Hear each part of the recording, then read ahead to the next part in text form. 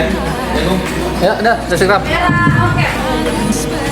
Selamat datang Bapak dan Ibu guru SD Jatinegara 03 pagi dan SD Jatinegara 05 pagi di acara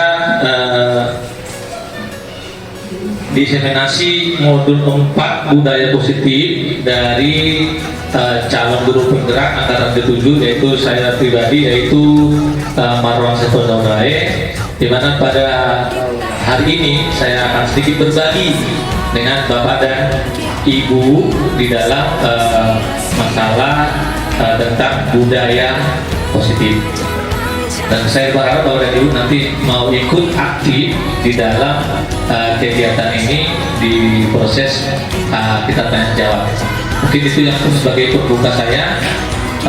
Cara kita lihat berikutnya adalah data sebutan dari Ibu Kepala Sekolah SD Jatinegara 03 pagi yang telah mendukung saya di dalam kegiatan calon guru penggerak ini sehingga bisa berlangsung saya ikuti sampai sekarang. Waktu dan tempat kami persilakan kepada Ibu Kepala Sekolah. Baik, bismillahirrahmanirrahim. Assalamualaikum warahmatullahi wabarakatuh.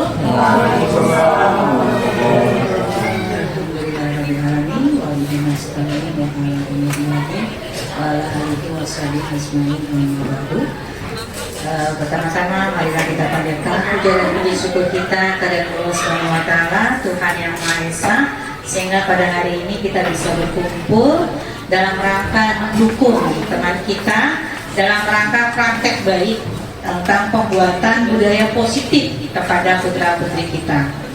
Salawat dan salam kita sampaikan juga kepada junjungan kita Muhammad SAW. Semoga kita mendapat syafaatnya di akhir kiamat nanti. Amin amin ya rabbal alamin. Yang saya hormati Pak Marwan selaku calon guru penggerak angkatan ke-7.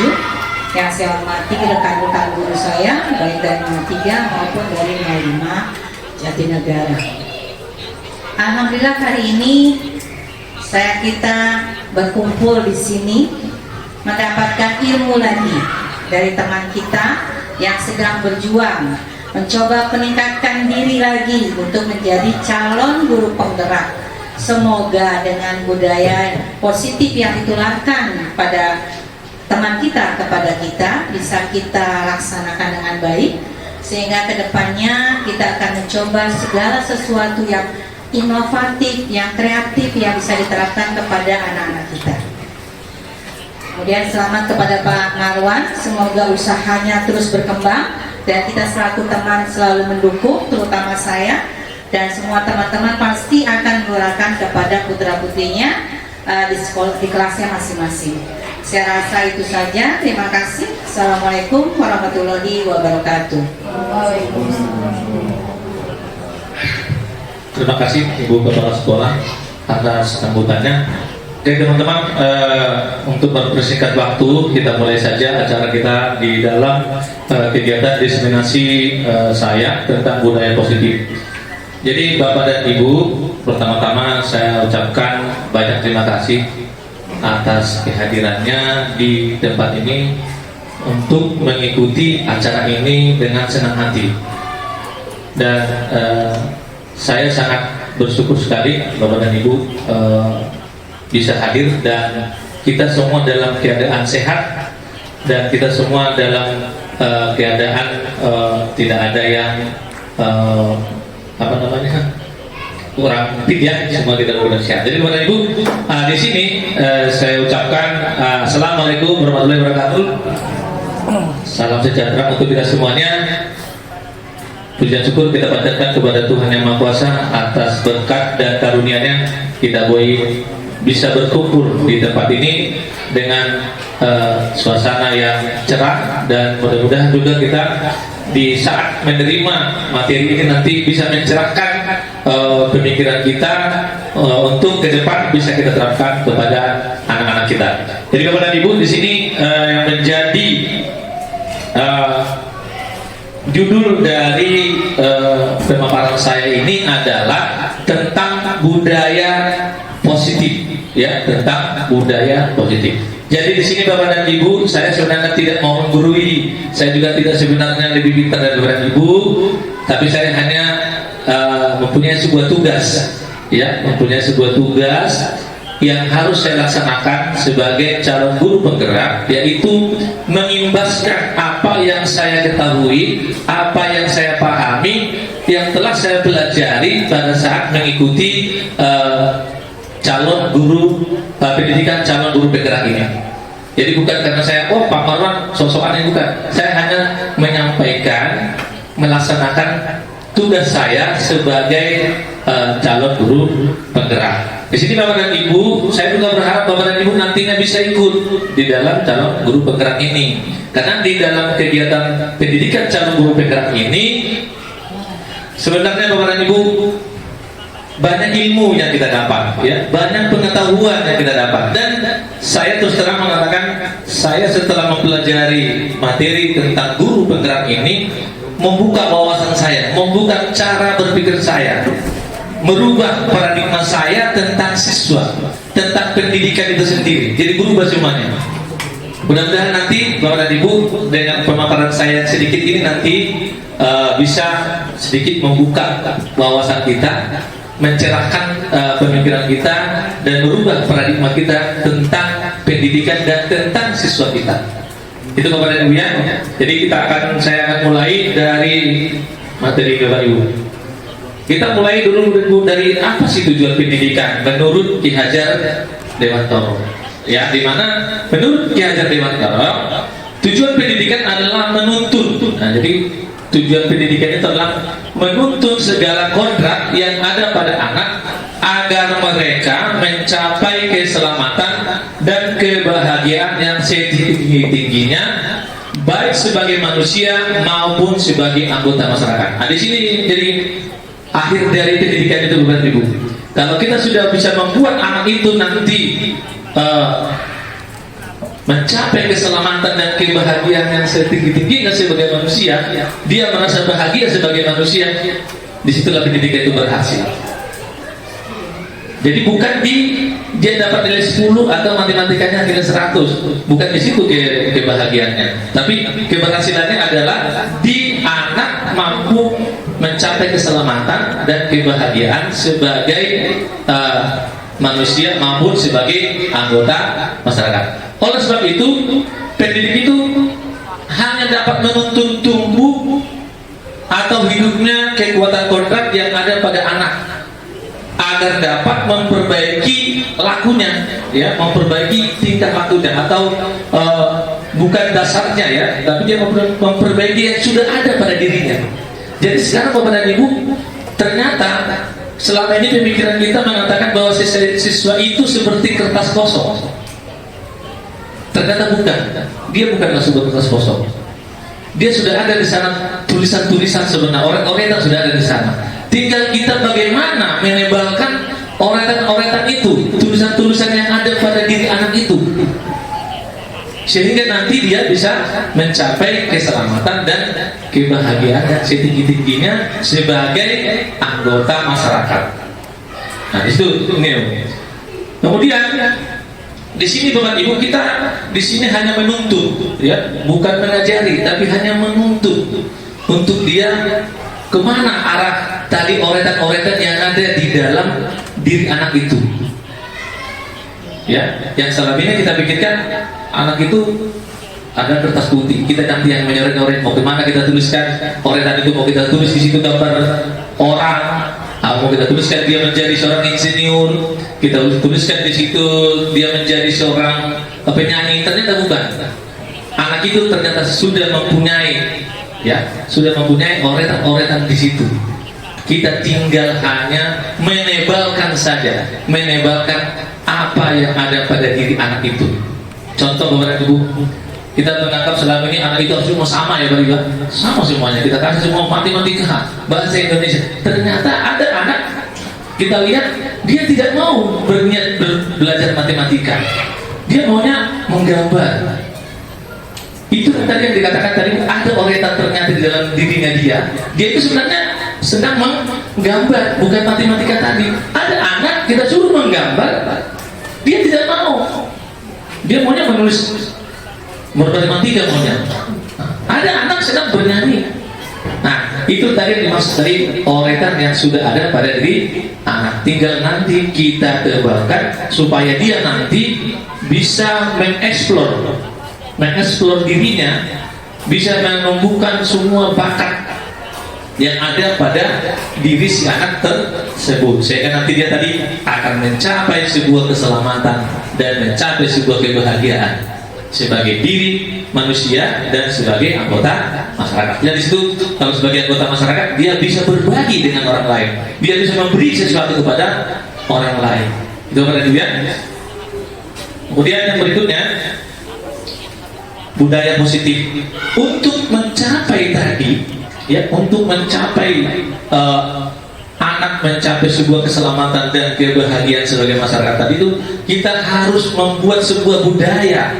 Kita harus membudayakan sesuatu, ya, yang disebut di sini budaya positif di sekolah. Apa itu budaya positif di sekolah? Yaitu nilai dan kebiasaan di sekolah yang berpihak pada murid agar mereka dapat berkembang menjadi pribadi yang kritis, penuh hormat dan tanggung jawab sesuai dengan profil pelajar Pancasila. Karena kita di Indonesia, dia menonjolkan profil pelajar Pancasila. Mungkin kalau di daerah lain beda lagi mereka, tapi kita di Indonesia ini yang menjadi budaya positif dan kita inginkan itulah sebuah sekolah yaitu dengan nilai kebiasaan sekolah yang berpihak kepada murid. Nah, bagaimana yang berpihak kepada murid Bapak dan Ibu? Tadi kan, bagaimana sih yang berpihak kepada murid? Bahkan mungkin ada yang lebih ekstrim. Saya sampai kaget pernah mendengar ini, menghamba kepada murid. Guru disuruh menghamba kepada murid. Di awal-awal saya berpikir enak banget ya. Kok jadi kayak Tuhan gitu kan? Jadi kita mentuhankan siswa gitu kan? Nah, tapi kalau menurut Ki Hajar Dewantoro, kita itu harus menghamba kepada murid. Artinya bukan menuhankan mereka, tetapi membuat mereka itu menjadi titik tujuan kita, bukan keinginan kita, tapi bagaimana titik itu mengembangkan diri anak agar dia bisa berkembang. Bukan lagi terhadap diri kita, bukan keinginan kita, tetapi anak itu sendiri. Keinginan anak itu sendiri yang harus berkembang, bukan keinginan kita. Tidak? Nah, jadi di sini Bapak Ibu, di sini nanti kita akan bahas nanti bagaimana sih menciptakan sebuah budaya positif di sekolah.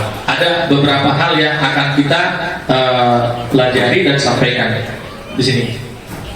Nah, di sini ada beberapa yang harus kita ikuti di dalam pembelajaran kita hari ini, yaitu tentang budaya positif ini. Yang pertama nanti kita akan membahas tentang perubahan paradigma belajar, ya, perubahan paradigma belajar. Yang kedua nanti kita akan membahas sedikit tentang disiplin positif. Yang ketiga, apa yang menjadi kebutuhan dasar dari manusia. Yang keempat, motivasi perilaku manusia, ya, perilaku manusia. Kemudian restitusi atau posisi kontrol kita sebagai guru terhadap siswa. Kemudian yang keenam nanti mengenai keyakinan kelas. Kemudian yang terakhir nanti ada segitiga restitusi. Ini nanti yang akan kita bahas secara kulit-kulitnya saja Bapak dan Ibu, ya. Karena untuk membahas ini saya di guru penggerak itu sampai 1 bulan Bapak dan Ibu, ya. Tapi kita di sini saya hanya menyampaikan kulit-kulitnya saja, mungkin bisa sedikit nanti membuka wawasan Bapak dan Ibu.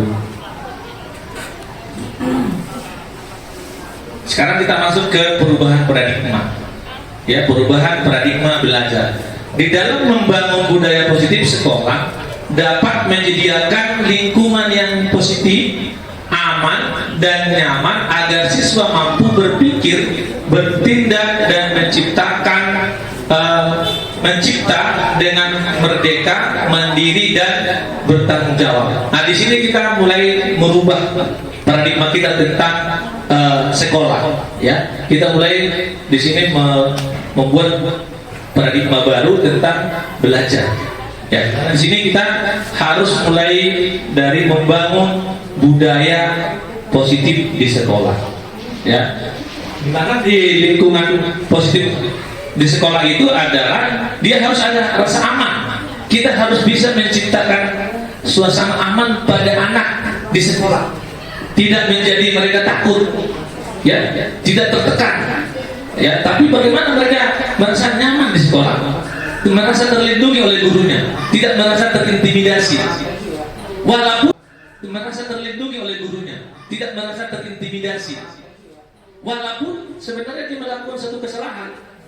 Ya, walaupun dia melakukan kesalahan, tapi dia tidak merasa terintimidasi, tapi dia tetap merasa nyaman di sekolah tersebut. Kemudian dia harus mampu berpikir, dia harus mampu berpikir dan bertindak dengan sesuai dengan keinginan dia. Ya, tanpa berarti kita membiarkan, ya, bukan berarti keinginan dia kita biarkan, tetapi kita tetap menuntun dia agar tidak lari dari hal-hal yang baik yang mau kita tanamkan di sekolah tersebut. Bapak Ibu, ya. Nah, kemudian perubahan di sini nanti kita akan harapkan disiplin itu sangat berkaitan dengan kontrol guru terhadap siswa. Apakah itu benar atau tidak? Nanti akan kita lihat. Apakah benar nanti itu disiplin sangat berkaitan dengan kontrol guru terhadap siswa? Karena kita berpikir selama ini bahwa kita yang bisa mengontrol guru, gitu ya, mengontrol siswa. Kita yang bisa mengontrol siswa. Ya. Selama ini kita selalu memaksakan apa yang kita inginkan kepada siswa. Karena kita merasa kita lebih berhak mengontrol mereka karena kita menganggap diri kita sebagai gurunya, gitu ya, sebagai gurunya yang harus mereka ikuti dan turuti. Lanjut Bapak dan Ibu. Di sini Bapak Ibu, sebelum kita masuk kegiatan ini lebih dalam, di sini ada beberapa pertanyaan pemantik Bapak dan Ibu. Di sini Bapak dan Ibu, di sini kita mencoba berdiskusi, ya, berdiskusi, berinteraksi tentang pertanyaan yang pertama ini Bapak dan Ibu. Hukuman dapat mendisiplinkan anak. Siapa kita yang setuju? Bapak dan Ibu.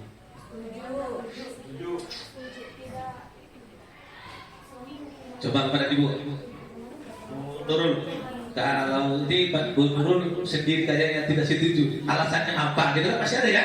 Ada alasannya, boleh sedikit lah. Atau setuju juga boleh Bu bilang, itu alasannya apa? Gitu kan? Nah, nggak usah gitu kan, interaktif, semua benar, bukan ada yang salah di sini. Semua benar, tidak ada salah di sini. Kita hanya memberikan pemahaman kita saja.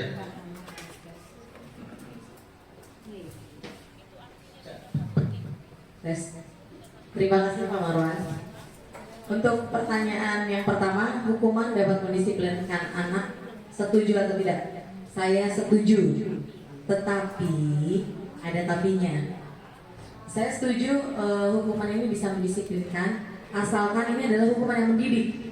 Artinya hukumannya itu sesuai dengan apa sih kesalahannya. Dan contohnya, kalau anak datang terlambat, dikasih hukumannya disuruh lari keliling lapangan, itu tidak setuju. Tapi lebih kepada misalnya dia datang terlambat, hukumannya adalah membuat perjanjian bahwa dia tidak akan terlambat lagi, seperti itu. Lebih ke kedisiplinannya saja, bukan untuk hukuman yang membuat dia supaya jerah atau supaya dia jadinya yang berbau fisik gitu loh Pak. Itu saya tidak setuju. Ada lagi masih pendapat Bapak Ibu mengenai hukuman dapat mendisiplinkan anak? Bu Ina mungkin ada pendapat tentang ini? Boleh. Atau mungkin Ibu pernah pengalaman melakukannya kan?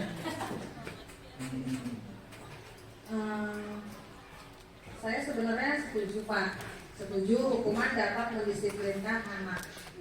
Cuma memang sebenarnya dari kita ngasih hukuman, tapi gimana anaknya lagi sih Pak? Kadang kalau kita kasih yang hukumannya yang hal-hal positif seperti dia membaca buku atau hafalan perkalian dulu, tetap aja kalau misalnya kayak gitu anak tetap diulang lagi karena sebagian anak itu seperti itu kayak cari perhatian aja ke gurunya gitu Pak.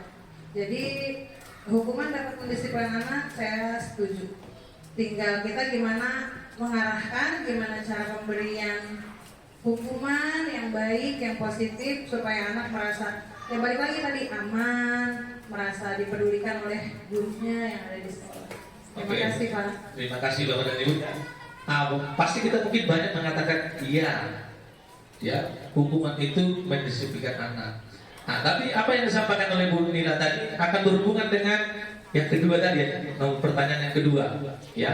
Apakah nanti masalah benar tidaknya jawaban itu nanti kita lihat bukti pembelajaran yang berikutnya. Jadi ini pemahaman kita bahwasanya mengatakan bahwasanya hukuman itu bisa mendisiplinkan anak. Itu dulu kita pegang Bapak Ibu ya. Nanti akan kita lihat ke belakangnya apa benar gitu ya. Nah, yang kedua, pemberian hukuman dengan hal positif seperti membaca, membersihkan halaman sekolah dapat meningkatkan disiplin anak. Mungkin Bu Acik bisa berikan tanggapannya setuju apa tidak setuju.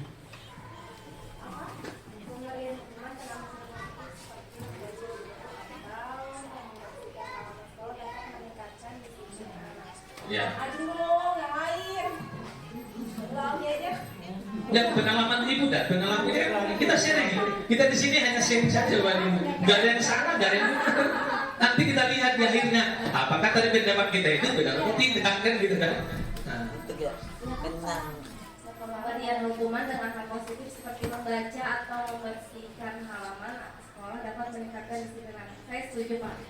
Karena dengan memberikan hukuman positif seperti membaca, yang tadinya anak itu mungkin sulit untuk membaca, tapi ketika kita tahu bahwa memberikan hukuman seperti membaca itu bisa membuat anak menjadi lebih pengetahuannya lebih bertambah lagi, gitu.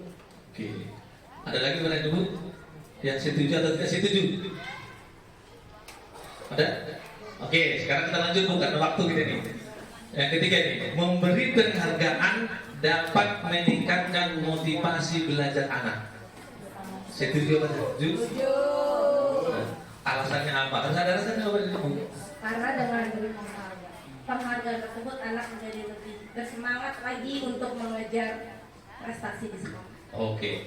Saya yakin hampir kita semua setuju, ya. Dari kita sini tadi menjawab semua setuju ya. Tapi Bapak dan Ibu nanti akan kita lihat ternyata apa yang selama ini paradigma kita berpikir bisa merubah anak, bisa mengontrol anak dengan memberikan seperti ini. Ternyata nanti akan kita lihat ada yang berubah ternyata, ada yang tidak tepat, ada yang kurang pas. Nanti akan kita lihat. Oke, dulu. Sekarang kita akan lanjut ke berikutnya Bapak dan Ibu. Nah, di sini Bapak dan Ibu nih, di sini kan kita mulai merubah paradigma kita Bapak dan Ibu. Melihat tadi jawaban yang kita berikan tadi. Di sini kita mulai lihat ini, apakah benar apa tidak. Bapak dan Ibu di sini ada dua orang ini. Bisa nggak Bapak dan Ibu berhadapan siapa yang menjadi ini dulu sebagai pemeran si A dan si B? Nah, boleh ya? Pak Arifin siapa nih? Nah, ceritanya di sini. Sobeklah secara cerdas yang kecil, tuliskan benda atau sesuatu yang sangat berharga untuk Anda. Ya, tuliskan sesuatu atau genggam sesuatu yang menurut Anda itu adalah barang yang sangat berharga bagi diri Anda. Boleh sobek, boleh tidak, atau ambil sesuatu lah, ambil sesuatu benda yang sangat berharga bagi ibu dan itu dipegang ini, dipegang genggaman bu, dipegang, nah genggaman di tangan, di tangan nih, ya karena ini di kepala tangan, ya kegiatan namanya kegiatan kepala tangan. Contoh ini boleh bu. Tapi Ini saya pegang kan, ini contohnya ada sebuah benda saya pegang dan saya pegang terus seperti ini ya. Nah, kemudian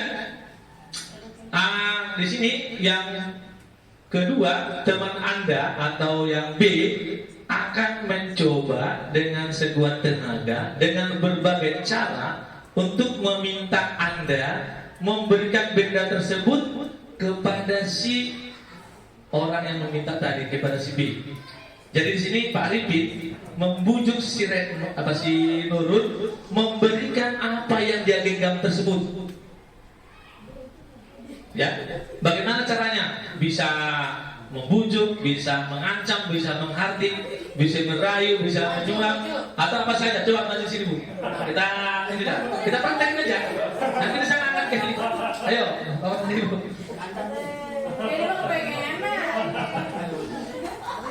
Nah sekarang coba Pak Arifin, bagaimana caranya membuat si Nurul melepaskan apa yang digenggam itu. Nah, di sini boleh merayu, boleh menyuap, boleh menghardik. Silakan. Yang kau genggam itu sepertinya HP ini sangat berarti bagimu. Tetapi apakah boleh?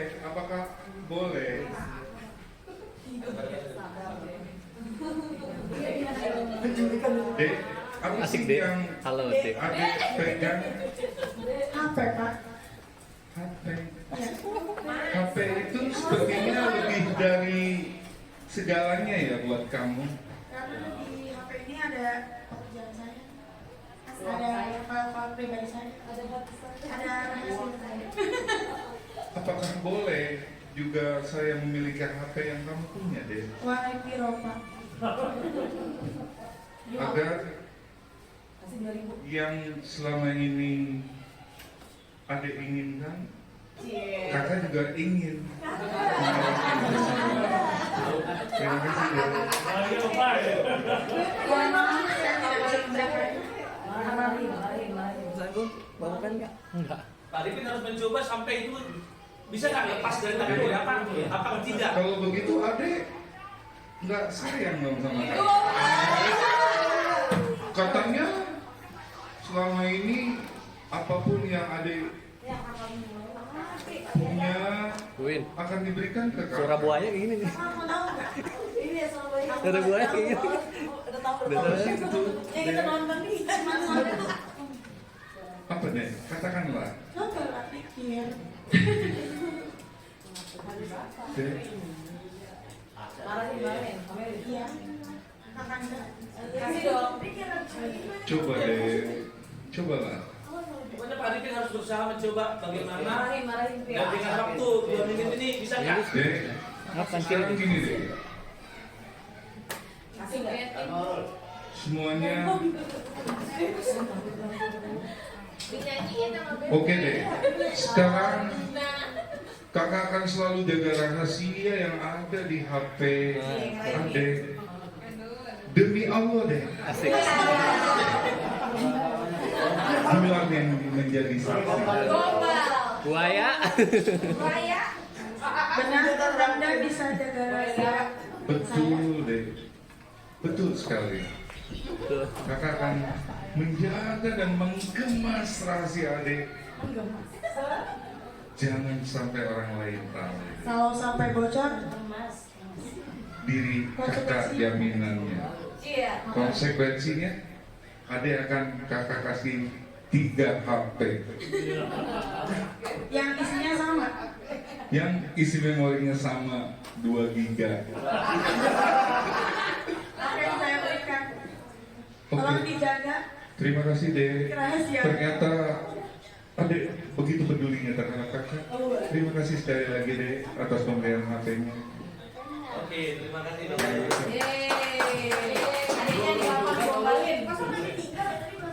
Bapak dan Ibu, boleh kita lihat dari mereka berdua tadi. Kira-kira Bu, Bapak, dia memberikan itu ada motivasi nggak? Ada Yang menentukan motivasi itu dirinya sendiri apa orang lain? orang lain. Hei, motivasinya itu memberikan itu dari dirinya sendiri atau dari orang lain? Sehingga dia memberikan itu. Betul.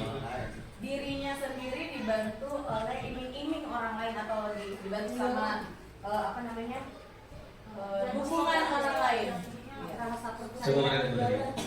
Si Nurul memberikan itu karena dirinya sendiri atau gara-gara dirayunya.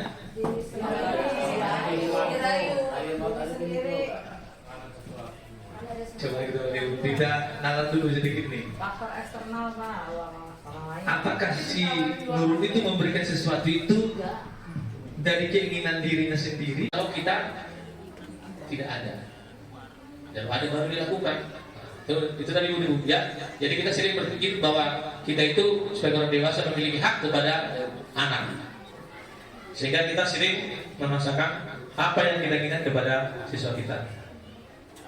Nah, di sini Bapak Ibu kita lihat nih perubahan paradigma stimulus respon dan dengan teori kontrol. Di sini ada dua Bapak Ibu paradigma yang dimana dulu orang berpikir kita mencoba mengubah orang agar berpandangan sama dengan kita. Jadi kita selama ini Bapak Ibu ternyata saya pribadi juga sering menerapkan itu. Saya berusaha membuat siswa saya itu sama dengan saya.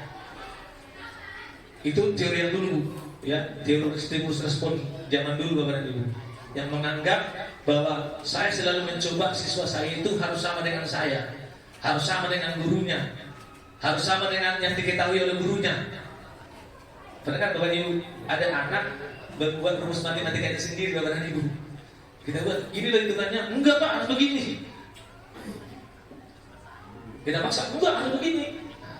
Bahkan kalau saya sebagai dulu mahasiswa, kata dosen harus kata dosen, tidak boleh menurut kita kata dosen. Begitu. Itu namanya dulu teori stimulus respon. Yaitu dulu orang selalu guru atau pendidik itu selalu berpikir kita selalu mencoba menyamakan siswa harus dapat dengan kita. Tapi kalau sekarang Bapak Ibu, kita harus berusaha memahami pandangan orang lain Bapak Ibu. Kita harus bisa membuka orang kita. Bagaimana pandangan mereka terhadap sesuatu itu. Jangan kita paksa dia memandang sesuai dengan pandangan kita. Bapak dan Ibu, mungkin seperti itu. Ini ada yang memandang ini dari sudut yang sana, otak Bapak dan Ibu, ya kan? Tapi ada yang melihat dari atas, lain lagi, ya kan? Seperti orang buta memegang gajah, kan? Dia pegang kakinya, dia bilang kakinya gajah itu bulat, kan gitu kan? Dia bilang belalainya, dia bilang gajah itu bergerak-gerak, kan gitu Bapak dan Ibu. Nah, jadi di sini kita harus mulai berubah cara pandang kita. Kita tidak boleh lagi memandang orang lain itu harus sama dengan kita, tapi kita cari cara pandangnya dia itu bagaimana bisa menselaraskan dengan pandangan kita. Tidak memaksakan harus kita yang benar, tapi kita bisa berkolaborasi, boleh berbagi. Contoh Pak Bambang maunya ke timur, saya maunya ke barat. Bagaimana caranya supaya ini jalan? Ayo kita ke Pak Bambang dulu, ayo. Nanti ke tempat saya ke timur dulu ya, lagi ya, ayo. Sehingga di sana kita namanya berkolaborasi. Jadi kita berbagi, tidak mau memaksakan hanya keinginan kita sendiri. Gitu juga. Kemudian perilaku buruk dilihat sebagai suatu kesalahan. Ini Bapak dan Ibu nih, ya. Perilaku buruk dilihat sebagai suatu kesalahan. Jadi kita lihat nih anak naik ke meja. Menurut kita Bapak dan Ibu itu perilaku buruk atau tidak? Buruk, pasti buruk. Sehingga kita mengatakan itu sebuah kesalahan. Kamu salah naik ke meja. Tapi belum tentu seperti itu Bapak dan Ibu. Ya. Nah, semua perilaku memiliki tujuan Bapak Ibu. Kalau sekarang Bapak Ibu cara pikirnya, semua tujuan dan semua perilaku memiliki tujuan. Dia naik meja ini Bapak Ibu pasti ada tujuannya.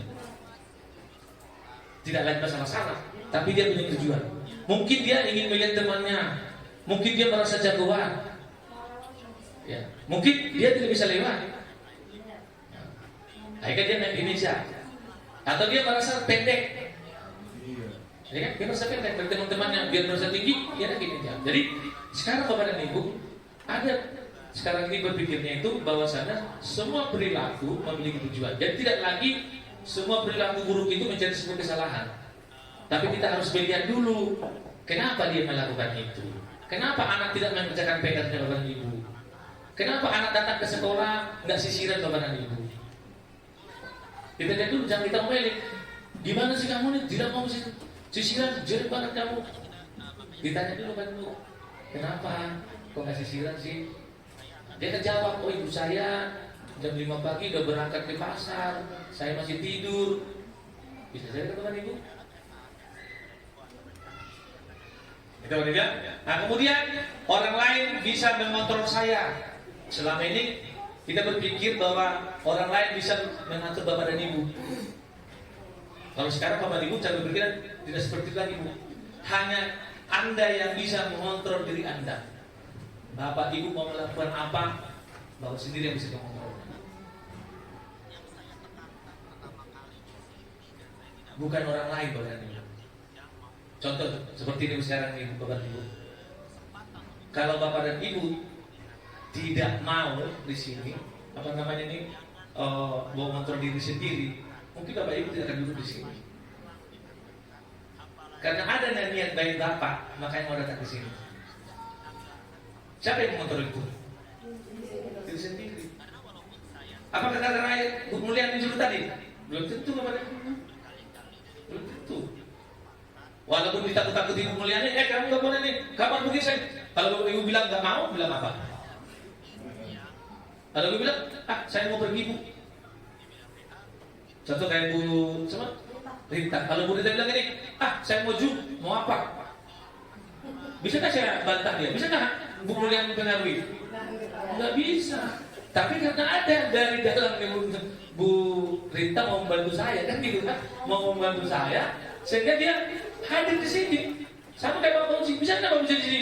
Bisa saja bilang, saya malas, ngapain Pak Marwan doa yang ngomong? Bisa saja toh. Tapi karena ada dorongan dari dalam hatinya, dia mengontrol dirinya, mau datang ke sini. Kalau nggak ada itu, mau dipaksain, mau diapain, nggak akan mau datang ke sini. Kan ada dorongan dari dalam dirinya, ya. Nah kemudian pemaksaan pada saat bujukan gagal Bapak dan Ibu. Jadi kita kalau gagal, biasanya kita marah-marah Bapak Ibu ya. Dulu itu respon percina begitu dulu.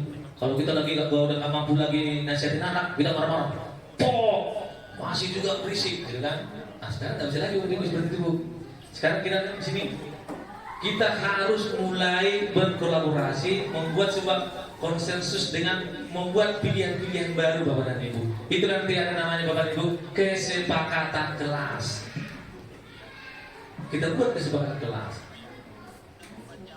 Jadi tidak lagi hanya perintah saja, tapi kita buat pilihan-pilihan lain supaya kamu jangan ribut. Kita ngapain nih?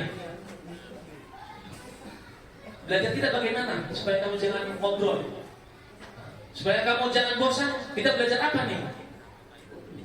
Dan saya di Jakarta Barat kemarin untuk bilang waktu kita pelatihan ada cerita sebuah sekolah Islam. Jadi gurunya tanya sama siswanya, hari ini kita belajar apa anak-anak? Apa yang belum kalian ketahui? Anaknya bilang, lari-lari, ya lari belajarnya. Dia bilang tadi, kita menggambar, dia menggambar dia, nggak ada disuruhannya. Mereka membuat pembelajaran seperti itu. Tapi bukan berarti sudah lari tidak berhubungan dengan mata pelajaran. Dia lari-lari dihitung matematika berapa jarak lari itu sama. Dihitung namanya. Oh 10 meter. Berapa lama kamu lari ke sana kan gitu kan? Dihitung matematikanya masuk. Nah, contohnya begitu Bapak dan Ibu.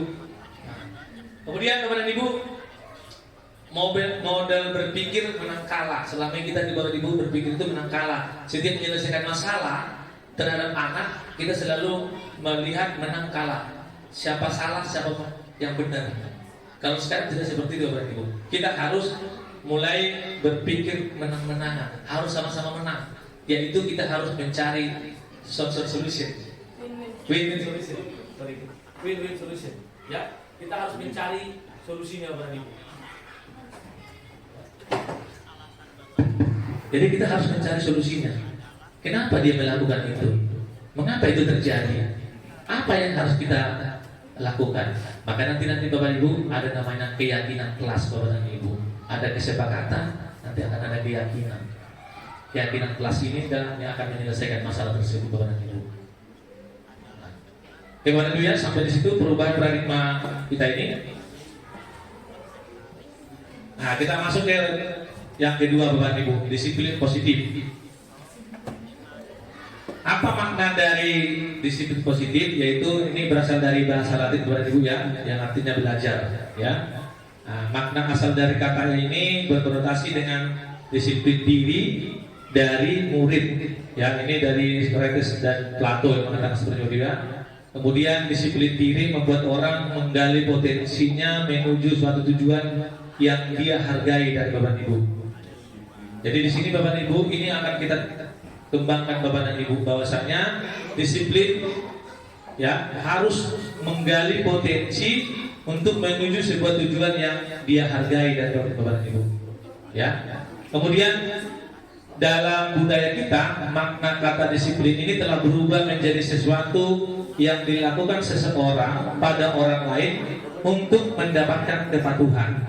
Cenderung umumnya adalah menghubungkan kata disiplin dengan ketidaknyamanan, bukan dengan apa yang kita hargai atau pencapaian suatu tujuan yang mulia. Nah, maksudnya di Bapak Ibu di sini kita selama ini selalu menjadi seseorang yang membuat peraturan Bapak Ibu. Kita selalu berdiri sebagai polisi, kalau dibilang polisi itu membuat peraturan kita jadinya di situ, ya. Kita buat kamu harus begini, kamu harus begini, kamu harus begini, tidak boleh terlambat, tidak boleh buang sampah sembarangan. Kita di sana jadi kayak orang ini tuh, menjadi seseorang yang untuk mendapatkan kepatuhan. Jadi kita harus patuh. Sehingga disiplin itu mengakibatkan ketidaknyamanan Bapak dan Ibu. Contoh Bapak dan Ibu, kalau kita ke dulu ya zaman Covid Bapak dan Ibu ya, kita pergi ke busway atau kemana, kan selalu disuruh langsung pakai apa namanya masker Bapak dan Ibu, langsung coba masker. Kita langsung lakukan ya Bapak ya, langsung mau. Kita apa penyebabnya? Apa kira-kira penyebabnya kita melakukan itu Bapak Ibu? Saya yakin itu karena kita ingin sehat Bapak Ibu ya, bukan gara-gara takut dihukum sama Satpol PP, tukang nyamuk kan ya. Tapi itu karena muncul dari diri kita sendiri, kita ingin sehat. Itu yang seharusnya Bapak Ibu lakukan Bapak Ibu. Ya. Kemudian Bapak Ibu, disiplin adalah kemampuan memerintah diri sendiri tuh. Nah, sekarang cara berpikirnya kita Bapak Ibu. Disiplin itu harus kita buat dia mampu memerintah dirinya dalam mengontrol dan menguasai diri untuk memilih tindakan yang mengacu pada nilai-nilai kita hargai dengan penuh tanggung jawab tanpa harus ada perintah orang lain. Kalau tadi kan itu perintah Bapak Ibu, wajib pakai masker itu perintah Bapak Ibu. Tapi sebaiknya kita jangan gara-gara itu kita memakainya, tapi kita menyadari bahwasanya tanpa masker kita akan kena COVID. Harusnya begitu berpikirnya, bahwa saya ingin sehat, saya ingin terhindar dari penyakit COVID. Jangan gara-gara takut nanti dihukum sama PP, takut diusir, jangan begitu. Nah, jadi di sini Bapak Ibu kita harus mulai membuat disiplin itu adalah sebuah kemampuan ya, memerintah diri sendiri dalam mengontrol dan menguasai diri untuk memilih tindakan yang mengacu pada nilai-nilai yang kita hargai dengan penuh tanggung jawab tanpa memerintah orang lain, tanpa perintah orang lain. Kemudian nilai-nilai yang kita hargai itu adalah nilai-nilai kebajikan Bapak dan Ibu. Ini harus kita tanamkan kepada anak-anak kita Bapak dan Ibu. Nilai-nilai kebajikan yang dimana di sini adalah nilai-nilai kebajikan atau nilai sifat positif manusia yang merupakan tujuan mulia yang ingin dicapai oleh individu. Dan itu Bapak dan Ibu ada di dalam profil Pancasila. Nah, profil pelajar Pancasila. Ini sekarang yang dikembangkan di sekolah penggerak Bapak dan Ibu, di kurikulum Merdeka. Ini yang sekarang mau ditanamkan Bu. Ya, jadi ada nilai-nilai hal yang kita hargai, yaitu nilai kebajikan. Nah, ini Bapak Ibu peta konsep dari disiplin positif ini Bu ya. Kita lihat dari sini Bu, kalau kita kembangkan ini.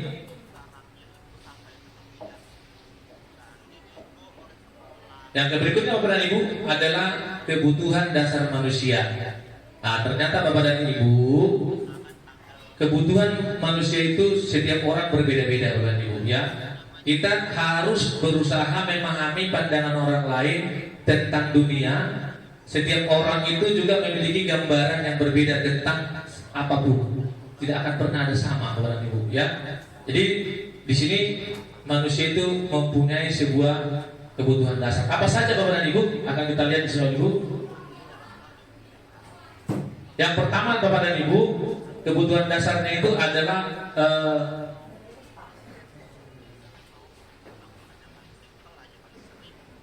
tentang apapun. Tidak akan pernah ada sama Bapak dan Ibu ya. Jadi di sini manusia itu mempunyai sebuah kebutuhan dasar. Apa saja Bapak dan Ibu? Akan kita lihat di sini Ibu. Yang pertama Bapak dan Ibu, kebutuhan dasarnya itu adalah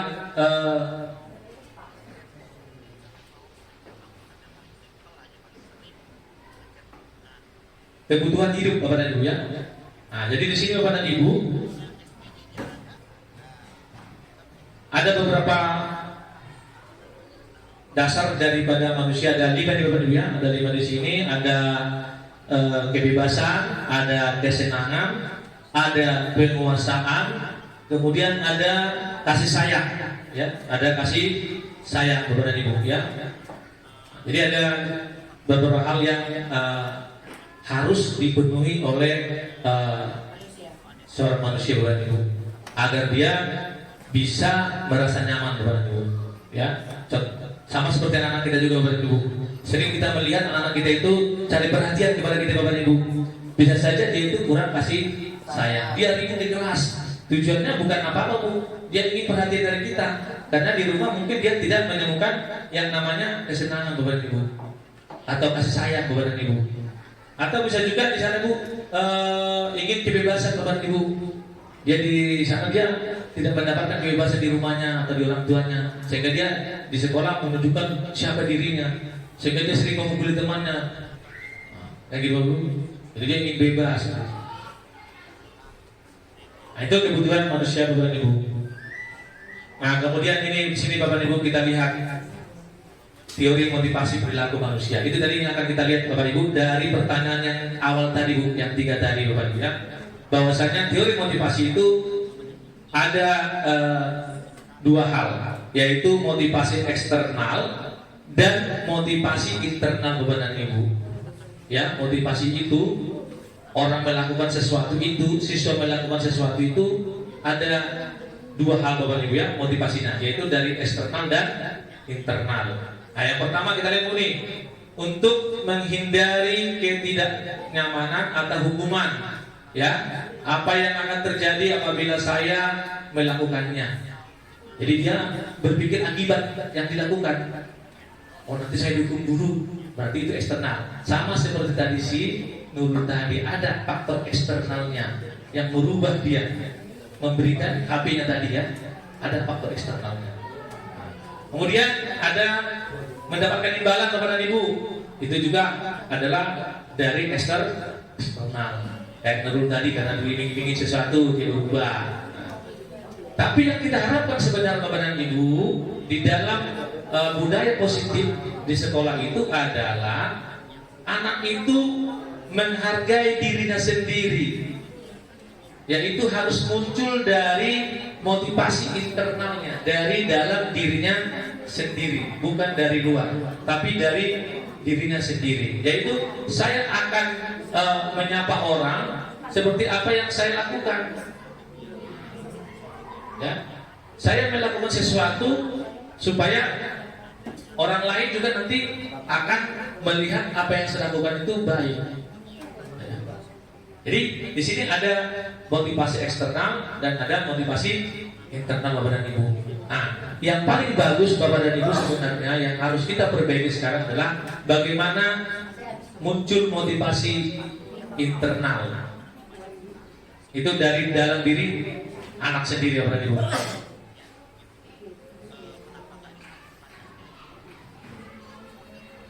Nah ini Bapak dan Ibu tadi kita lihat nih, sering kita sekarang ini menjadi penghargaan itu menjadi sebuah hukuman Bapak dan Ibu, ya, dimana kita sering memberikan sesuatu, ya, memberikan sesuatu kepada anak, dia akan rajin, ya. Tapi dalam jangka pendek itu bagus, jangka pendek, tapi jangka panjang belum tentu, karena itu nanti bisa merubah pola mindsetnya. Saya mengerjakan sesuatu itu harus ada hadiahnya. Jadi setiap dia melakukan sesuatu harus ada hadiah. Jadi kalau tidak ada hadiah nggak mau melakukan. Nah, berarti itu jadi tidak baik. Nah kemudian penghargaan bisa juga menjadi hukum Bu. Penghargaan itu juga jadi hukuman Bu. Kemudian apalagi penghargaan mengurangi ketepatan Bapak Ibu. Ya, ketepatan. Kemudian penghargaan itu menjadi tidak efektif. Kemudian yang berikutnya, penghargaan itu akan merusak hubungan Bapak Ibu. Kenapa dikatakan merusak hubungan? Kalau nanti saya tidak memberikan sesuatu ke Pak Bambang, dia tidak mau membantu saya, tidak mau mengerjakan apa yang saya inginkan. Atau anak sampah di bawah mejanya, sampai sekarang kita belum berhasil membersihkan itu karena belum ada dari dalam dirinya sebenarnya. Dia hanya takut dari hukuman. Jadi di sini Bu, kalau kita membuat penghargaan di sana Bu, kalau kita kasih permen dia akan bersih. Kalau nggak ada permen tidak bersih. Makanya jadi dikatakan bisa menjadi hukuman. Jadi kita dihukum oleh penghargaan itu sendiri. Makanya penghargaan itu sebenarnya baik, tapi jangka pendek. Kalau untuk jangka panjangnya tidak baik, karena itu akan bisa merusak hubungan. Di saat kita tidak mampu memberikan penghargaan itu, memberikan hadiah itu. Itu Bapak dan Ibu, ya.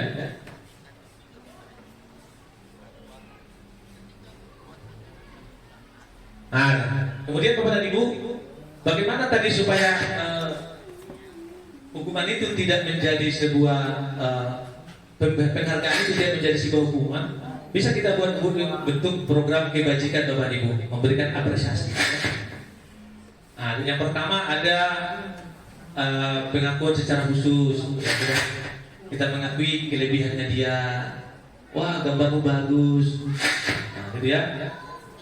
Kemudian pengakuan secara pribadi, kita datangi orang tersebut. Ini sangat baik, aku sudah membuang sampah pada tempatnya. Kemudian pengakuan kepada semua murid, ya, kita harus memberikan semua Bu. Kalau kita memuji satu murid, yang lain juga harus dipuji Bapak dan Ibu. Jangan cuma satu orang saja yang dipuji. Kalau ruang-ruang kita itu bersih, ya semua murid harus dipuji. Tidak hanya piket hari itu, tapi semua harus dipuji. Karena kita sering selama ini, saya pribadi juga sering melakukan itu. Saya hanya memuji, wah terima kasih piket yang hari kemarin bersih banget nih. Sebenarnya jangan seperti itu Ibu. Kita harus memuji semuanya. Terima kasih kepada piket kemarin sudah bagus, tapi untuk yang lain juga, Pak Arman juga berterima kasih sudah menjaga kebersihan kelas kita. Jadi di sana tidak boleh kita hanya memberikan kepada satu orang murid, tapi semua. Kemudian kita harus melakukan secara konsisten Bapak dan Ibu. Tidak hanya seingat kita saja, tapi konsisten berkelanjutan. Kemudian Bapak dan Ibu, dan kita juga harus fokus pada prosesnya. Ya, kita harus fokus pada proses Bapak dan Ibu.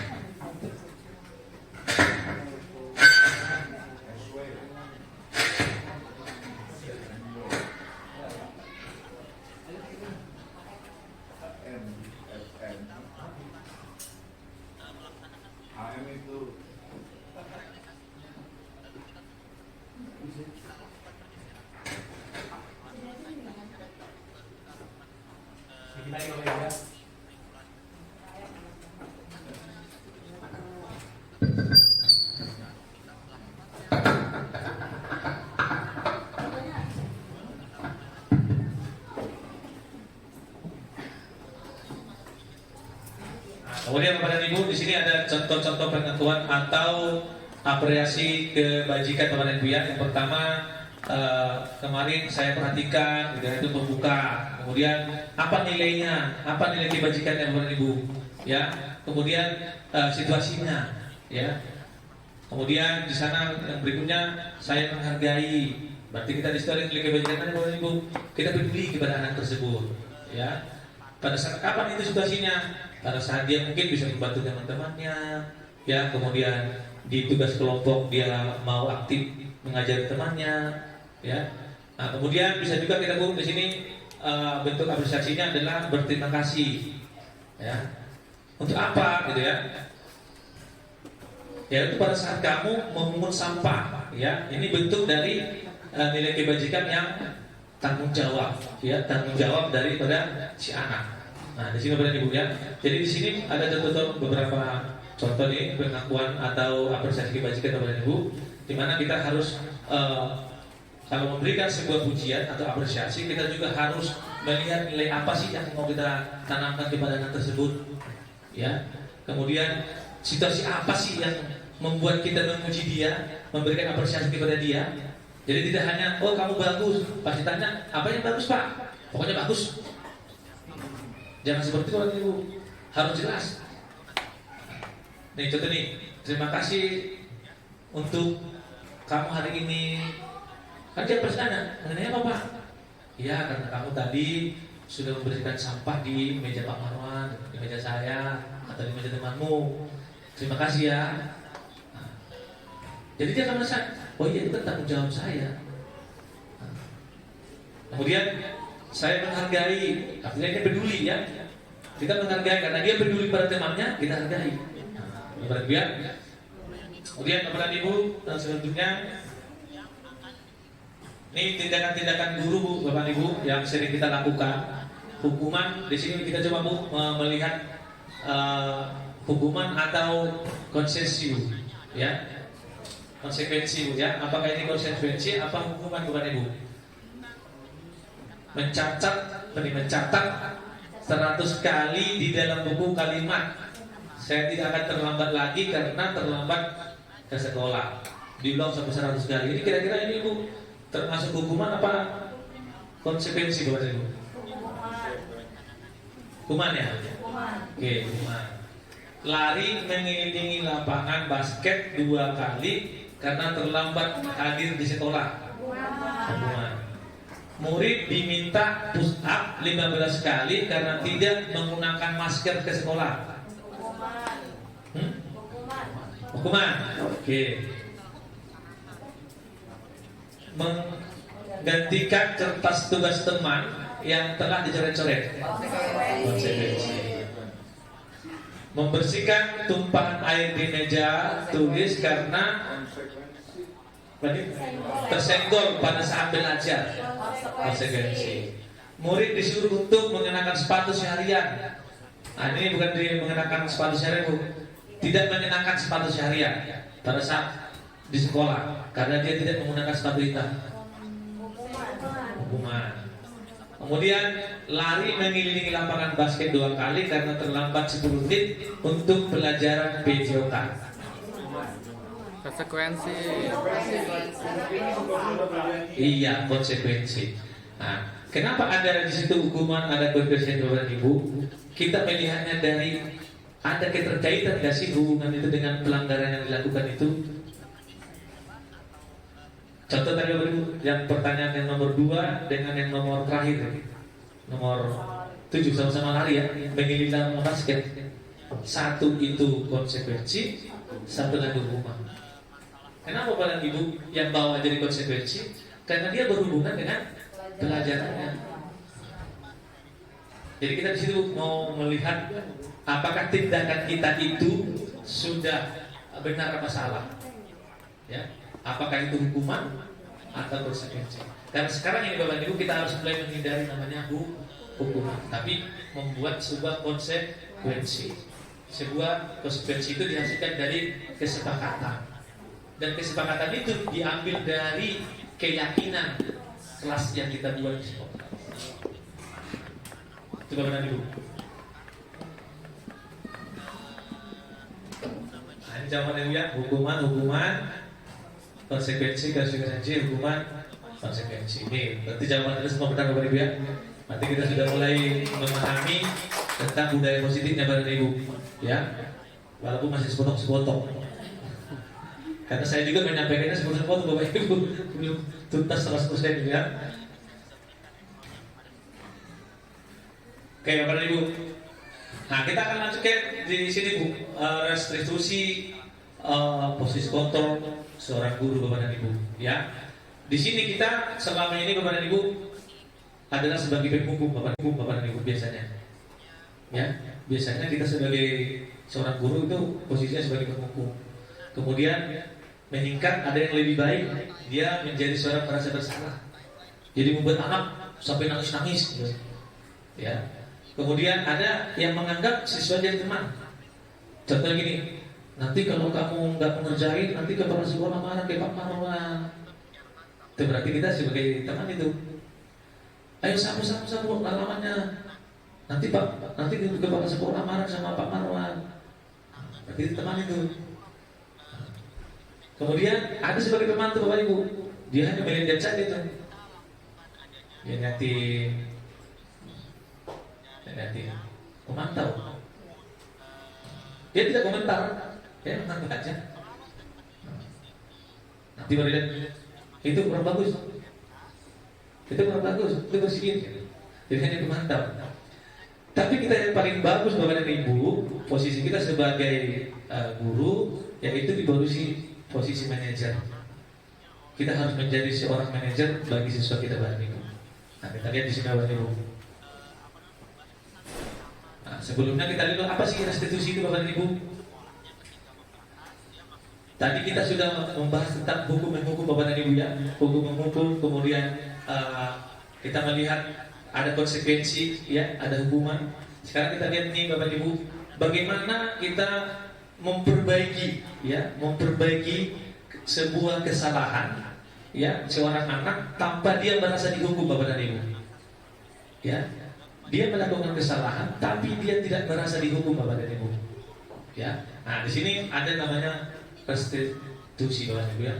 Restitusi adalah proses menciptakan kondisi bagi murid untuk memperbaiki kesalahan mereka, sehingga mereka bisa kembali pada kelompok mereka dengan karakter yang lebih kuat. Artinya di sini dia tidak merasa bersalah Bapak dan Ibu, tapi dia bisa memperbaiki yang salah itu, menyadari yang salah itu, sehingga karakternya dia yang muncul lebih kuat. Tidak lagi hanya sekedar takut atau sekedar melakukan, sekedar mengikuti, tapi karakternya sudah kuat Bapak ya. Nah kemudian Bapak dan Ibu, restitusi juga merupakan proses kolaborasi yang mengajarkan murid untuk mencari solusi untuk masalah mereka. Jadi restitusi ini juga berfungsi untuk berkolaborasi dengan murid, mencari, ya, mengajak murid mencari, memperbaiki apa kesalahan yang sudah dilakukan, supaya besok dia tidak melakukan lagi. Nah, kemudian Bapak Ibu, membantu murid berpikir tentang orang seperti apa yang mereka inginkan, yang menjadi tujuan mulia, ya. Dan bagaimana mereka harus memperlakukan orang lain. Jadi dia juga harus bisa memperlakukan orang dengan baik, tidak memperlakukan orang seperti sesuka hatinya. Nah, nanti di sini Bapak Ibu kita akan melakukan restitusi ini. Bagaimana sih caranya? Apa sih fungsi restitusi ini? Sebenarnya Bapak dan Ibu, kalau secara bahasa ringkas Bapak Ibu, restitusi ini adalah menasihati anak sebenarnya Bapak dan Ibu, supaya kembali ke jalan yang benar. Nah, istilahnya restitusi, katanya bahasa di sini sekarang restitusi. Sebenarnya memberikan nasihat kepada anak bagaimana supaya dia kembali meninggalkan ya hal-hal yang kurang baik ya.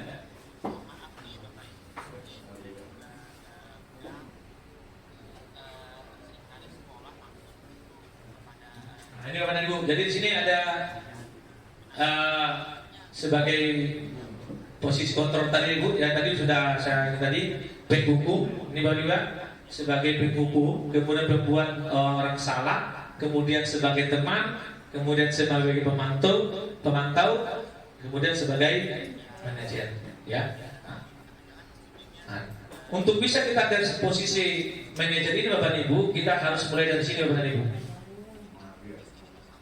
Kita harus mulai membuat sebuah keyakinan kelas dulu Bapak Ibu. Ya. Apa itu keyakinan kelas Bapak Ibu? Yaitu nilai-nilai kebajikan atau prinsip-prinsip universal yang disepakati bersama secara universal, lepas dari perbedaan agama, suku, agama, dan bahasa Bapak Ibu. Jadi kesepakatan ini kita perlu keyakinan kelas kita itu yang memiliki nilai-nilai kebaikan, ya, nilai-nilai kebajikan tanpa membeda-bedakan agama, suku. Jadi yang umum lah ya, kebagian yang umum ya. Jadi artinya tidak sesuai dengan suku bangsa, suku orang Batak harus begini, orang Jawa begini. Apa yang umumnya saja yang kita ingin bersama. Contoh Bapak Ibu, membuang sampah sembarangan. Kan itu pasti mengakibatkan kotor ya Bu. Nah, keyakinan kita bahwa di sana itu menjadi tanggung jawab kita supaya itu tetap bersih. Menurut dosen Ibu, suatu keyakinan akan lebih memotivasi seseorang dari dalam atau instinktif. Seseorang yang akan lebih bersemangat untuk menjalankan keyakinannya daripada hanya sekedar mengikuti peraturan Bapak Ibu. Jadi kalau kita sudah mampu membuat sebuah keyakinan di sebuah kelas Bapak Ibu, anak-anak itu tidak harus diatur lagi Bapak Ibu. Tidak perlu diperintah-perintah, tidak perlu lagi ada peraturan-peraturan yang harus kita buat Bapak Ibu. Mereka akan menjalankan sendiri, menjaga kelasnya supaya bersih, menjaga ruangan jangan ribut, ya, membantu temannya yang kesusahan. Ya. Kalau sudah mereka mempunyai sebuah keyakinan yang bisa kita tanamkan ke dalam hati dan pikiran mereka, Bapak Ibu. Inilah yang sekarang harus kita coba Bapak Ibu di dalam budaya positif ini Bapak Ibu. Bagaimana kita menanamkan kepada anak dia melakukan sesuatu itu karena muncul dari dalam dirinya sendiri, bukan gara-gara iming-iming tadi, bukan gara-gara penghargaan, bukan gara-gara hadiah, bukan gara-gara hukuman, tapi memang dari kesadaran dirinya sendiri dan dia menganggap itu sebuah kebajikan yang memang wajib dilakukan. Jawaban Ibu ya. Kemudian yang berikutnya, mengapa harus keyakinan kelas Bapak dan Ibu? Kenapa tidak peraturan saja, gitu kan? Kenapa harus keyakinan? Itu tadi Bapak dan Ibu. Karena kalau hanya peraturan Bapak dan Ibu, ya, itu hanya kalau ada orang yang mengawasi kita lakukan. Kalau tidak ada yang mengawasi, tidak kita lakukan. Contoh Bapak dan Ibu, kita aja deh paling gampang pakai helm ya. Pakai helm. Kalau di jalan raya, kenapa kita pakai helm? Kalau di sini enggak? Takut polisi Bapak Ibu. Itu karena kita peraturan berarti. Bukan dia takut keselamatan dirinya. Saya berhelm itu kita berpikir itu untuk keselamatan saya, bukan gara-gara polisi, Bapak dan Ibu. Ya. Nah, kemudian mengapa kita memiliki peraturan 3M, Bapak dan Ibu? Menggunakan masker dulu ya, mencuci tangan, menjaga jarak 1,5 meter dulu ya. Ini dulu nih kejadian seperti dia. Kenapa sih kita harus begitu gitu kan? Karena itu peraturannya. Kalau itu peraturannya, karena kita melakukan karena peraturan, kita akan pasti kena kopi Bapak Ibu. Pasti banyak yang kena kopi. Dan rata-rata memang yang tidak menggunakan masker itu yang tidak kena kopi, yang kena kopi, yang pakai masker rata-rata tidak pakai kopi. Atau ini Ibu, vaksin. Kenapa orang harus vaksin gitu kan? Kalau datang dari diri kita sendiri, saya mau divaksin karena saya ingin sehat, karena saya memang membutuhkan itu, dan itu harus saya lakukan supaya saya terhindar dari COVID tadi kira-kira. Bukan gara-gara saya mau jalan-jalan ke Sumatera atau jalan-jalan ke Pulau Jawa, akhirnya saya harus vaksin. Bukan begitu. Berarti itu masih eksternal Bapak Ibu, bukan internal Bapak Ibu. Itu yang akan kita coba Bapak Ibu kepada siswa kita Bapak Ibu dengan budaya positif tadi Bapak Ibu. kita harus menumbuhkan dari dalam dirinya sendiri, bukan karena perintah kita, tapi dari dalam dirinya sendiri. Oh, itu kan tanggung jawab saya, itu kan kelas saya, jadi harus saya bersihkan. Oh, itu sekolah saya, itu harus saya bersihkan. Oh, saya tidak mau terlambat datang sekolah karena saya menghargai diri saya sebagai murid yang baik. Saya harus datang lebih cepat supaya nanti saya bisa menerima pelajaran lebih baik gitu. Jadi bukan karena takut dihukum. Ya. Nanti saya buru-buru aja datang supaya nanti saya tidak disuruh menghormat bendera atau supaya jangan dicatat Bung Nurul gitu. Kemudian, mengapa kita memiliki peraturan harus datang tepat waktu? Itu tadi yang saya katakan tadi. Ya, dia harus datang dari dirinya karena dia menyadari bahwa memang dia menghargai dirinya sebagai seorang siswa yang baik, bukan gara-gara dia takut kepada hukuman. Bapak dan Ibu ya. Jadi harus datang dari dirinya sendiri. Nah, kalau sudah seperti itu Bapak Ibu, kita tidak perlu lagi menyuruh anak itu datang cepat. Dia akan datang dengan kesadaran sendiri, datang tepat waktu di sekolah. Bapak dan Ibu ya. Nah, untuk itu Bu, untuk mendukung itu Bapak dan Ibu, ya, untuk mendukung itu sebenarnya Bapak dan Ibu, kita sebagai pionir Bapak dan Ibu, kita harus juga menjadi sebuah contoh yang mereka lihat. Kita juga harus mempunyai keyakinan seperti itu Bapak dan Ibu. Kita datang ke sekolah itu jangan, oh nanti saya dimarahin, oh saya nanti jadi terpotong TKD-nya. Jangan gara-gara itu, tapi saya menghargai diri saya sebagai seorang guru yang baik. Saya harus datang tepat waktu. Kira-kira Bapak dan Ibu ya.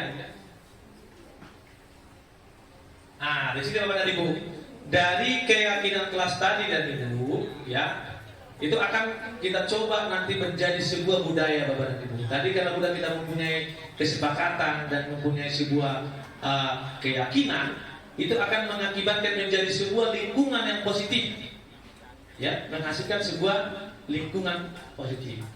Dari lingkungan yang positif ini Bapak dan Ibu akan menghasilkan sebuah budaya yang positif. Sehingga apa yang kita lakukan di sini Bapak dan Ibu semuanya itu sudah menjadi sebuah budaya bagi kita.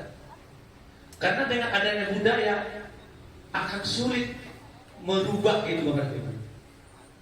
Contoh, saya sebagai orang Batak Bapak dan Ibu, kalau Bapak suruh saya berpakaian belangkon, saya pasti berontak Bapak. Karena itu udah tertanam budaya itu di saya. Bahwa budaya Batak itu yang harus saya junjung. Budaya saya itu harus saya pertahankan. Sama seperti ini Bapak dan Ibu tadi Bu. Keyakinan kelas, kemudian kesepakatan kelas tadi akan mengakibatkan sebuah lingkungan yang positif. Dan lingkungan positif tadi, yang baik-baik yang kita lakukan tadi, itu akan menjadi budaya. Kalau sudah menjadi budaya di dalam hati kita dan pikiran kita Bapak dan Ibu, itu tidak akan bisa tergoyahkan Bapak dan Ibu. Mau datang pun orang lain bawa sampah ke sini Bapak dan Ibu, itu akan kita bersihkan.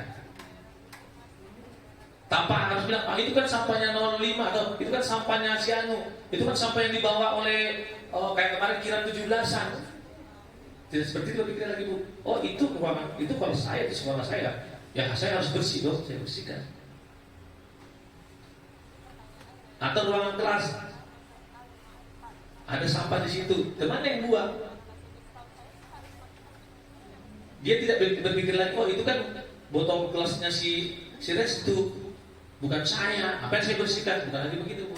Tapi dia harus berpikir, itu kan kelas saya harus bersihkan. Ambil sampahnya. Nah, itulah Bapak dan Ibu sehingga menghasilkan sebuah budaya yang positif Bapak dan Ibu. Jadi Bapak dan Ibu, tadi materi-materi yang saya sampaikan tadi sebenarnya masih agak terpotong-potong Bapak dan Ibu ya. Karena saya buru-buru itu dan potong-potong. Sebenarnya intinya sebenarnya Bapak dan Ibu, kita mulai dari tadi Bu, dari cerita tadi Ki Hajar Dewantoro menuntut. Sebenarnya intinya di sini aja Bapak dan Ibu, di keyakinan kelas, kemudian keyakinan kelas, kesepakatan kelas, lingkungan yang positif akan menghasilkan lingkungan yang positif. Lingkungan yang positif itu akan menjadi sebuah budaya di sebuah sekolah. Tapi kita mulai dari dulu perubahan paradigma berpikir tadi Bapak dan Ibu. Jadi supaya orang itu melakukan sesuatu itu Bapak dan Ibu, paradigma kita rubah dulu Bapak Ibu. Tidak lagi kita memaksakan seperti yang dulu-dulu. Harus dihukum, harus dikasih penghargaan, harus dibujuk-bujuk, gitu ya. Jangan lagi seperti itu Bapak Ibu. Tapi bagaimana kita meyakinkan orang itu supaya mau melakukan dengan penuh kesadaran sendiri Bapak dan Ibu. Nah, di sini Bapak Ibu, sehingga menghasilkan sebuah budaya yang positif.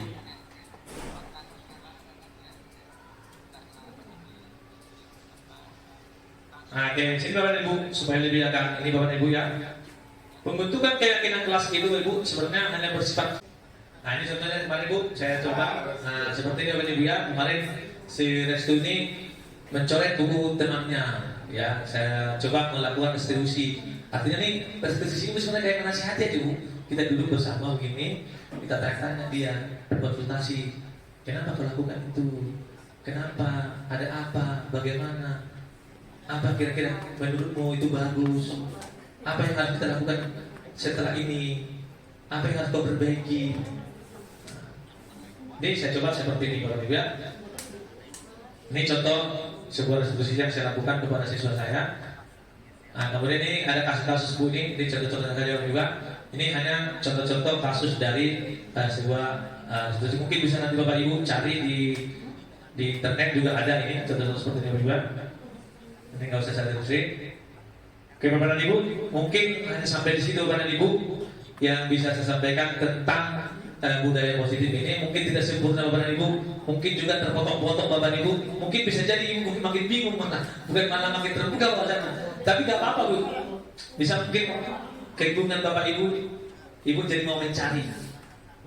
Ya, mungkin dari saya sekarang ini membuat Ibu bingung. Mudah-mudahan nanti dengan kebingungan Ibu ini, Ibu mau mencari supaya lebih menguasai tentang apa itu budaya positif ini. Nah, jadi intinya Bapak Ibu dari materi kita semua ini Bapak Ibu, sebenarnya Bapak Ibu bisa kita ambil kesimpulan sebenarnya Bapak Ibu bahwasanya budaya positif itu muncul di sebuah sekolah kalau semua warga sekolah mau ikut aktif untuk menciptakan lingkungan yang positif di sekolah.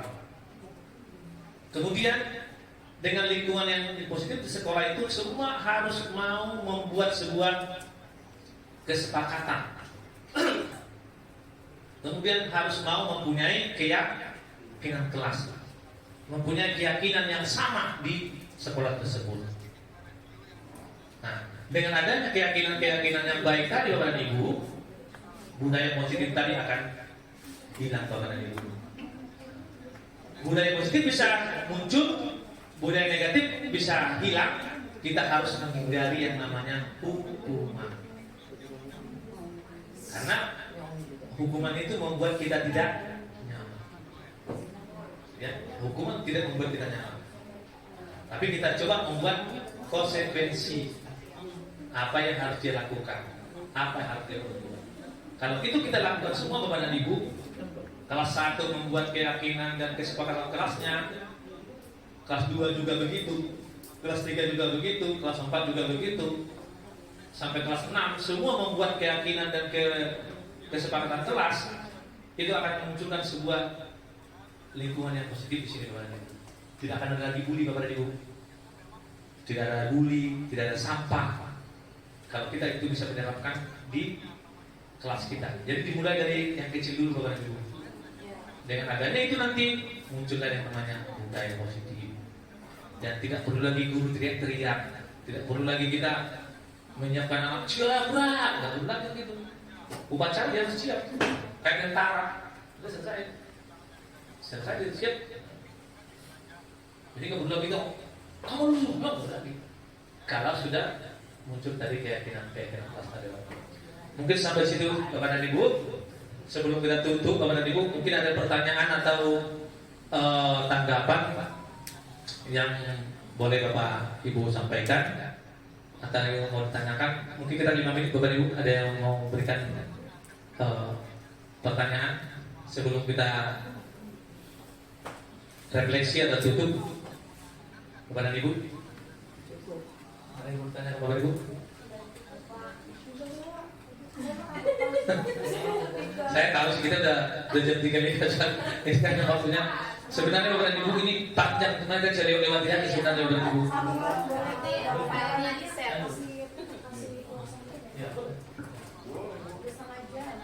Assalamualaikum warahmatullahi wabarakatuh. Waalaikumsalam warahmatullahi wabarakatuh. Di sini saya mau berterima kasih kepada Pak Marwan karena hasil diseminasi ya Pak, betul? Iya Pak, diseminasi yang Bapak katakan tadi memberikan refleksi bagi diri saya khususnya sebagai guru untuk introspeksi diri saya bagaimana di kelas dan juga memperlakukan siswa anak-anak. Jadi semoga kedepannya kita semua bisa lebih baik lagi dan juga semoga Pak Marwan bisa sukses dalam kegiatan guru penggeraknya ya Pak. Ya, udah itu aja Pak. Ya, ada lagi Bapak Ibu berikan pertanyaan tanggapan boleh.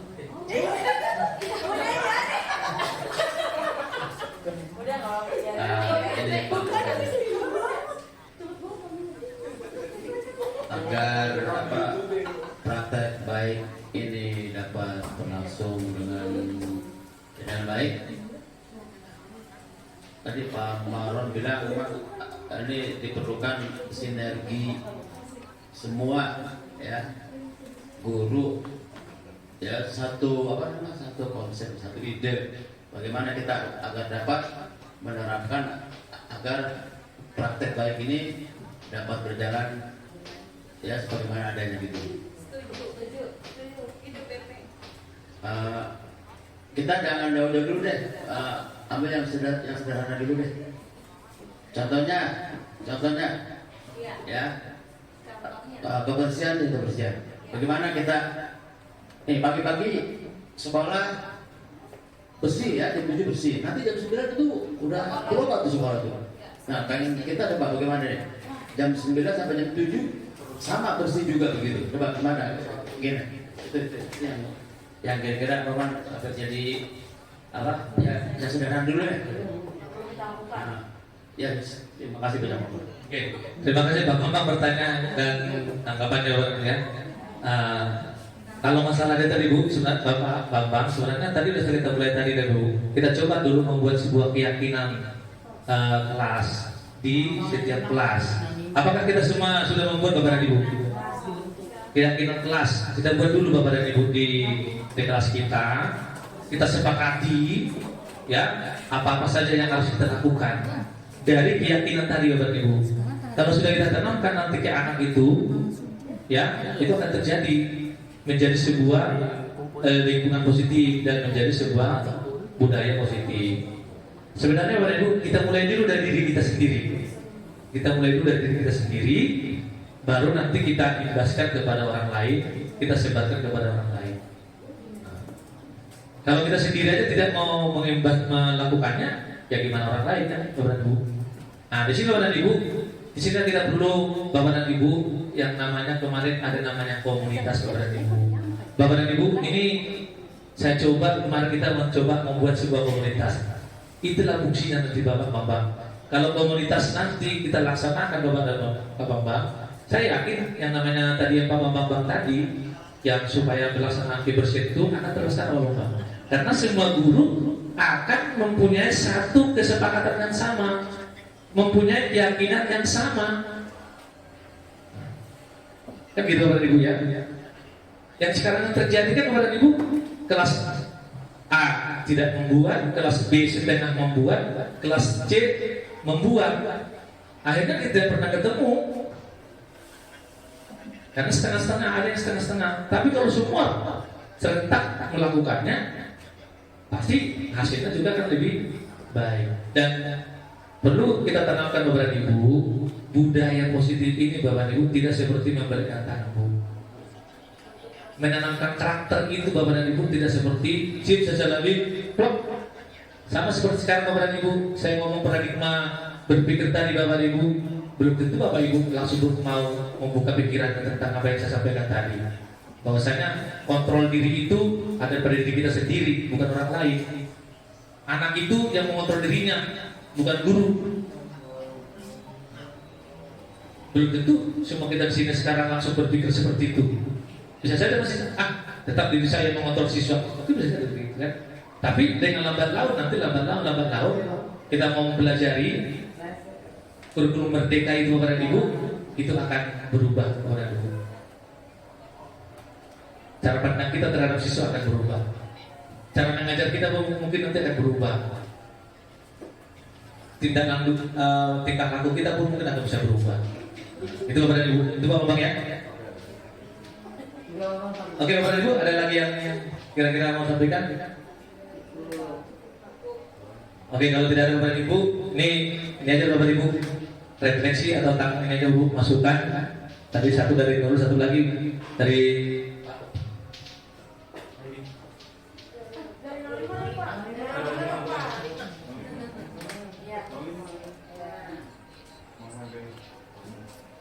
Bismillahirrahmanirrahim. Assalamualaikum warahmatullahi wabarakatuh. Terima kasih kepada Pak Marwan yang sudah menyampaikan begitu gamblangnya, begitu terangnya. Kalau saya pribadi, sebenarnya saya sudah menerapkan di kelas-kelas seperti ini. Tapi ya namanya guru masing-masing berbeda-beda. Kita menerapkan guru satu, ada yang setengah, ada juga yang tidak, ya seperti itulah akhirnya. Saya juga sudah pernah menerapkan seperti ini di sekolah swasta. Saya merintis sekolah swasta. Saya terapkan budaya disiplinnya semuanya. Ya karena seperti itu separuh-separuh, akhirnya ya jalan separuh-separuh jadinya. Mogok sana mogok sini seperti itu. Coba kalau itu diterapkan masing-masing semuanya kompak dan semangat, insya Allah berjalan lancar. Dan anak-anak itu bakalan sadar akan dirinya dia sendiri. Gitu. Sebenarnya konsepnya ini bagus. Pertama untuk guru supaya kita berubah dari hukuman yang tadi berubah seperti itu, bagus memang. Mungkin itu saja tanggapan saya. Demikian, assalamualaikum warahmatullahi wabarakatuh. Terima kasih Pak atas tanggapannya dan masukannya. Terima kasih Bapak dan Ibu. Sampai di sini acara kita pada sore hari ini. Mudah-mudahan apa yang telah saya sampaikan bisa bermanfaat untuk kita semuanya. Dan yang perlu saya sampaikan satu lagi Bapak dan Ibu, mari kita bergerak bersama Bapak dan Ibu untuk membangun sekolah kita ini supaya lebih baik lagi ke depan Bapak dan Ibu. Dan kita harus selalu berkolaborasi. Mudah-mudahan ini kehadiran Bapak-bapak dari 05 ini menjadi kolaborasi kita pertama nih Bapak Ibu. Di awal kita berkolaborasi, nanti mudah-mudahan ada kegiatan di 05 kita bisa ikut Bapak dan Ibu. Ya, mungkin boleh disampaikan kembali kepada kami undangannya supaya kami bisa menghadiri berbagi kita tentang kemajuan sekolah kita ini, karena ini sekolah kita satu komplek Bapak Ibu.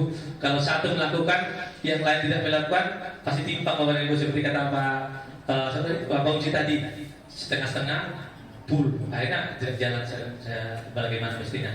Jadi terima kasih Bapak Ibu, saya akhiri. Assalamualaikum warahmatullahi wabarakatuh. Terima kasih.